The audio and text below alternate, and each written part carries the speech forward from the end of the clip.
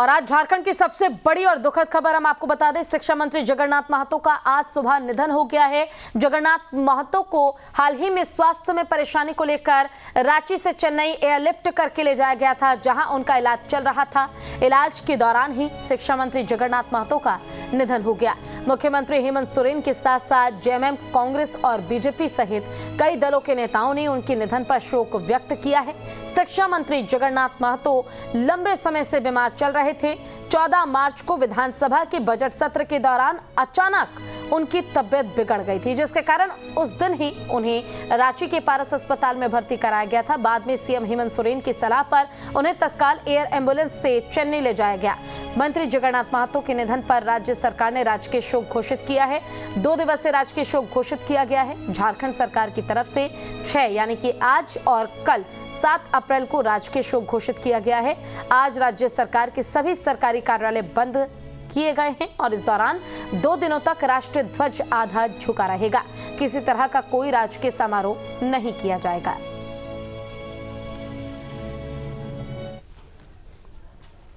एक जिंदा दिली इंसान और टाइगर के नाम से जाने जाने वाले राज्य के शिक्षा मंत्री जगन्नाथ महतो अब हमारे बीच नहीं रहे। ये जगन्नाथ महतो का आवास है और आज सुबह 8:40 पर उन्होंने चेन्नई के एमजीएम अस्पताल में आखिरी सांसें उन्होंने ली है। उनके साथ उनके बेटे और भतीजे भी काफ़ी लंबे समय से उनका ट्रीटमेंट करवा रहे थे। ये जगन्नाथ महतो का आवास है जो अब पूरी तरह से वीरान पड़े हैं। हालांकि जब वो बीमार थे, उनके स्वास्थ्य के लिए, बेहतर चिकित्सक के लिए एम्बुलेंस हमेशा यहाँ पर खड़ी रहती थी और आज भी है। आज उनके आवास में पूरी तरह से सन्नाटा पसरा हुआ है। कुछ स्टाफ हम उनसे बात करने की कोशिश करते थे कि वो लगातार जगन्नाथ महतो के सेवा में अक्सर यहाँ पर एक पैर पे ये सभी खड़ा रहा करते थे। जगन्नाथ दादा अब हमारे बीच नहीं रहे हैं। ये तो बहुत दुख की बात है। हम लोग उसी के यहाँ काम करते थे, उसी के मंत्री आवास के कार्यालय में काम करते थे। हम लोग, वो बहुत अच्छे इंसान थे।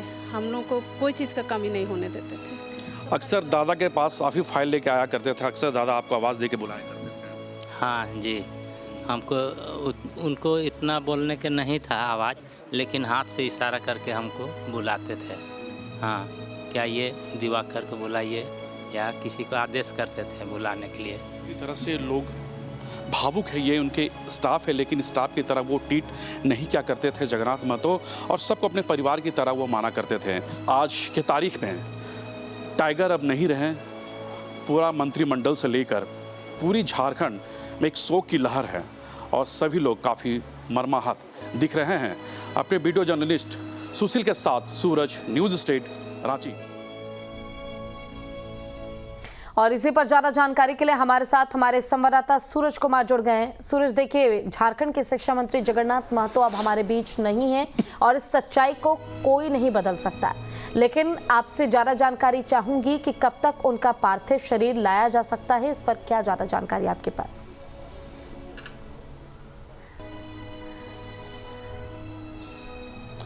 देखिए, पार्टी के साथ साथ इस राज्य की बहुत बड़ी क्षति हुई है और खासकर जगन्नाथ महतो को सिर्फ जगन्नाथ महतो नहीं बल्कि टाइगर के नाम से भी उन्हें पुकारा किया जाता था। और खासकर जिस तरह से जगन्नाथ महतो की जो दिनचर्या रहती थी, वो सुबह इसी आवास से शुरू होती थी। वो बीमार रहें या फिर ठीक स्वस्थ रहें, वो इस आवास में बैठकर फाइलों का निपटारा हो या फिर क्षेत्र से आए लोगों से मिलना हो, कोई भी समस्या हो, वो कभी भी पीछे नहीं हटते थे। लेकिन बीमार होने के बावजूद भी ट्रीटमेंट भी हो रही थी, उसके बावजूद भी अपने क्षेत्र की जो भी समस्या होती थी यहाँ से बैठ के वो निदान किया करते थे। हालांकि डॉक्टर ने उन्होंने रेस्ट की भी सलाह दी थी, लेकिन वो रेस्ट नहीं लिया करते थे, क्योंकि कहीं ना कहीं वो क्षेत्र की जनता हो या इस राज्य के से जुड़े जो मुद्दे हों, उन तमाम मुद्दों को वो चाहे विधानसभा हो या फिर कैबिनेट हो, लगातार उठाया करते थे। हालांकि उनके कई ऐसी उपलब्धियाँ हैं और हालांकि कुल मिला के यही कि आज दादा नहीं रहे, जगन्नाथ दादा नहीं रहे, लेकिन आप देख सकते हैं ये उनका सरकारी आवास है।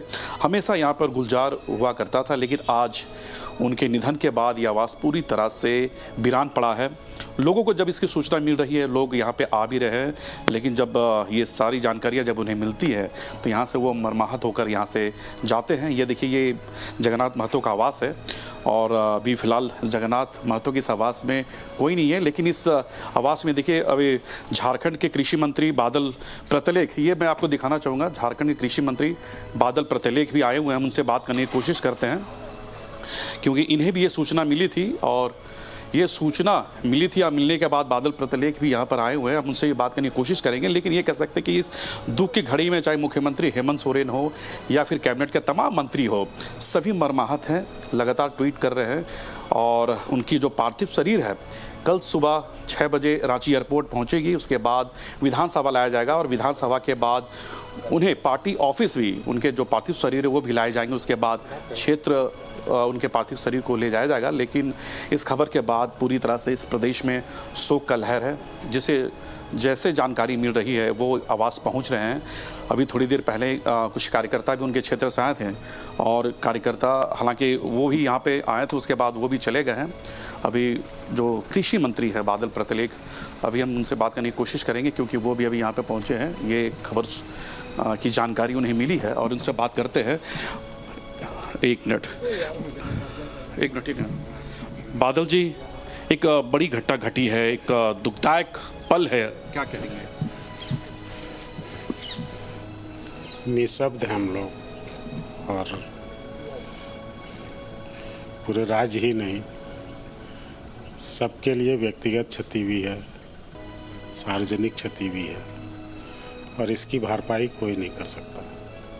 विभाग, चाहे वो कैबिनेट हो या फिर विधानसभा हो, लगातार हर मुद्दों को वो उठाते थे। हालांकि उनके विभाग का ही मुद्दा नहीं होता था, चाहे सैया हो या कुछ भी, तमाम वो मुद्दे उठाया करते थे।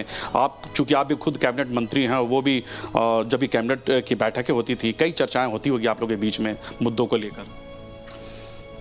उनका व्यक्तित्व ही ऐसा था कि हर एक चीज़ों को, हर एक बातों को अपने विचारधारा से कभी वो कंप्रोमाइज नहीं करता था, और उनमें एक जिल था इस राज्य के लिए बेहतर करने का, और सभी डिपार्टमेंट्स में वो सहयोग करते थे। हम सब उनके बिना गार्जियन विहीन हैं, और इस परिवार से पारिवारिक रिश्ता है, शुरू से जुड़े हुए हैं। मुझे जब मालूम हुआ तो उसमें हम डाल्टनगंज में थे, खबर सुनते ही भागे भागे आए। अपूर्णीय है इस क्षति को, और क्या कुछ जानकारी मिली उनके लड़कों से या उनके भतीजे से? न केवल झारखंड के लिए बल्कि हर एक व्यक्ति के लिए ये क्षति काफी बड़ी है, क्योंकि शिक्षा मंत्री जगन्नाथ महतो का यूं चले जाना कई लोगों के उम्मीदों को पीछे छोड़ गया है।